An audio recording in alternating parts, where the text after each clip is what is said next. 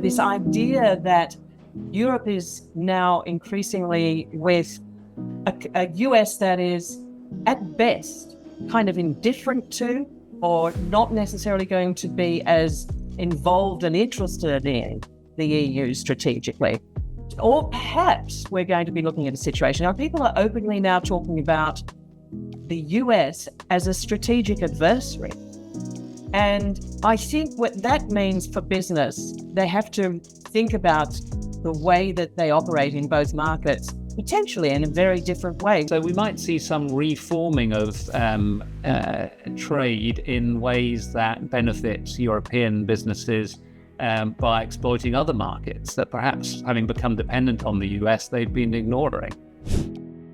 The election of Donald Trump has magnified this sense that AI is really going to be on a tear now in the US. And so the sense was that Europe especially needs to get their skates on and really, stop thinking so much about AI in terms of safety guardrails that need to be erected, and think about how it can compete in this potentially transformative technology whenever that might come.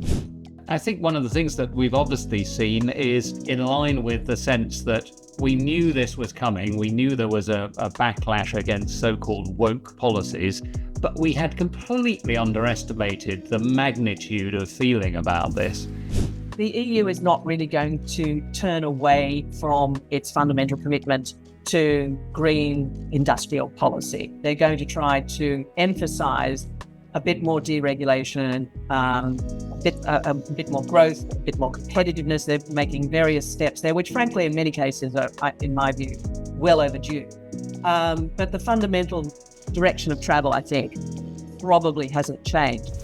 The balance companies seem to need to seek is between revisiting strategy, commercially, economically, while balancing the corporate culture. And your recommendation was stay true to your values, because your customers, your partners, and your own workforce, new generations, mid-managers, and so on, see you. So if we wrap it up, it's very much also about focus, and let's not get interrupted from following your northern star of strategy, and don't hyper react to all the noise on the news.